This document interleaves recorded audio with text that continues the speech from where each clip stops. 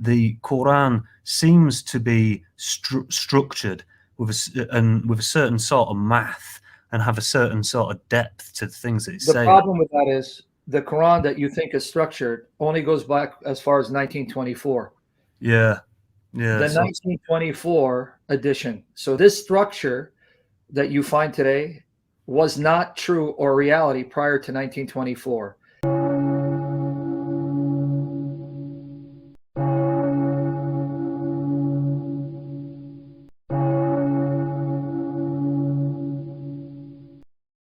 Before we continue, please make sure you have subscribed. Also, hit the like button now and leave your comments. It helps us improve our YouTube algorithm, so that YouTube will recommend this video more. Please do it now, don't delay. These simple things help this ministry grow. Thank you, and God bless you.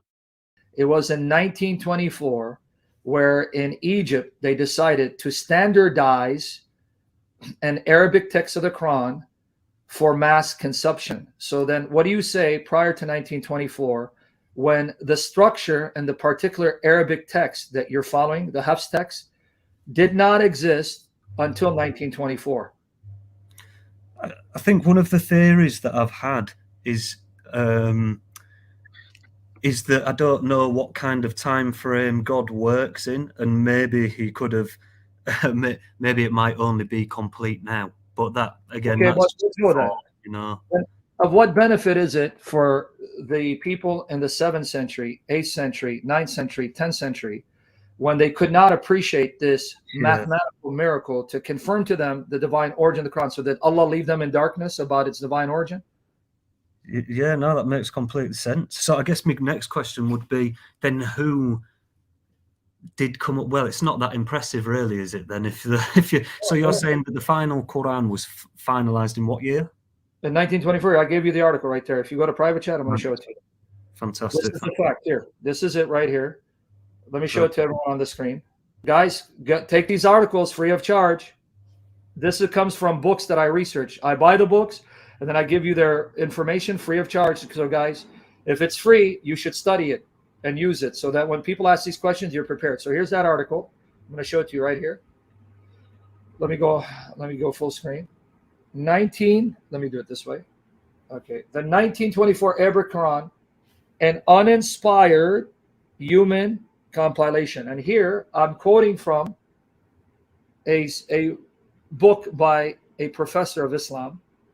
And here it says, let me read some quotes right here, guys. The article's there. And I'm quoting, "Can you believe that the official copy of the Quran used today did not exist in its current form until 1924? Surprisingly, today's Muslims believe that this copy is identical to Uthman's Quran from the 7th century. Why is it necessary to examine the 1924 Cairo edition?" Right?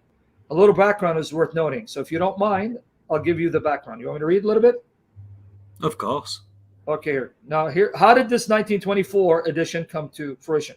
The Quran is the only heavenly text that is preserved by Allah from any errors, said my high school classmate Ahmed. Ahmed assumed, right, that the Bible had been altered and corrupted over time because the Imam in our neighborhood, and by the way, he's an Egyptian professor, so this is what they would be subject to, right? His Imam in our neighborhood mosque often repeated these accusations. Such accusations are spread by many Muslim clerics, as we will discuss in question 22. But many informed and educated Muslims reject them altogether. My friend Ahmed was a nominal Muslim during our school years. He was not extraordinarily diligent in studying Islamic tenets or reading the Quran. He relied heavily on what he heard from the Imam. Isn't that the case? That people just pair what their Imams tell them, thinking they're speaking the truth. Now, just so I can get to the point, right? Let me just read. I got to read a little bit, get you the point. Of course, these questions demonstrate many Muslims' unfamiliarity with the process of textual corruption, textual criticism, or establishing the best scriptural text based on manuscript examination. In other words, many Muslims wrongly assume that if a scripture exists in critical editions, which seek to establish the meaning closest to the original by comparing multiple manuscripts, then this scripture is flawed. The science of textual criticism to restore the original. that is true of all documents prior to the printing press. That's what he's talking about, that process. Muslims think that doesn't exist for Islam.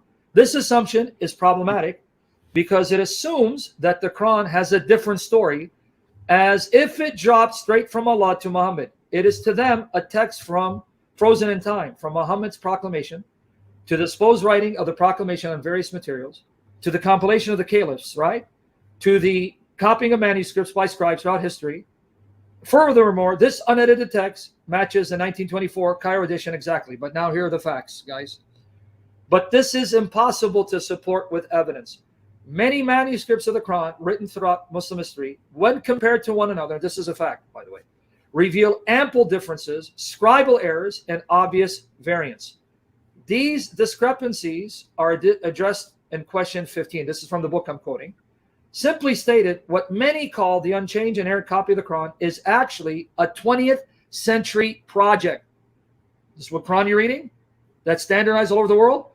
It only came into existence in the 20th century.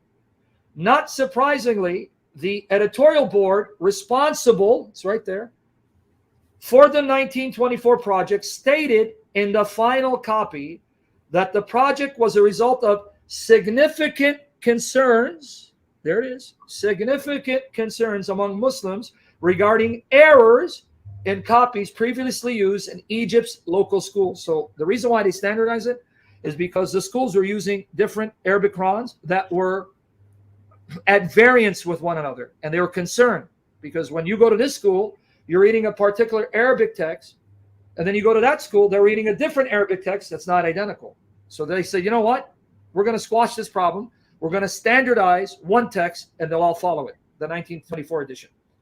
Right? So it says, nonetheless, most Muslims do not recognize this history and consider the 1924 Royal Cairo edition of the Quran, Textus Receptus, received text, that existed throughout Islamic history since Uthman.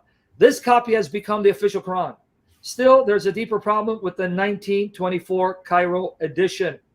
This copy was achieved not through a critical assessment of the many available readings of the Quran, but rather through the selection of one and only one particular variant, which was then advanced as authoritative. Now, I can give you more, see, because it admits, of all the Arabic Qurans that still exist, they have variations, they don't agree. So then they decided to take this particular qiraat or qira of Hafs, because in the Arabic Quran, supposedly there's at least 20 Arabic variations of the Uthmanic recension, such as Hafs, Duri, Warsh. They chose Hafs among all the rest, and they chose to standardize that. But interestingly, there are Muslim sources that say Hafs was a liar and a thief. He used to steal books. And that's the Quran they standardize. So your so-called miracle goes no further back than 1924.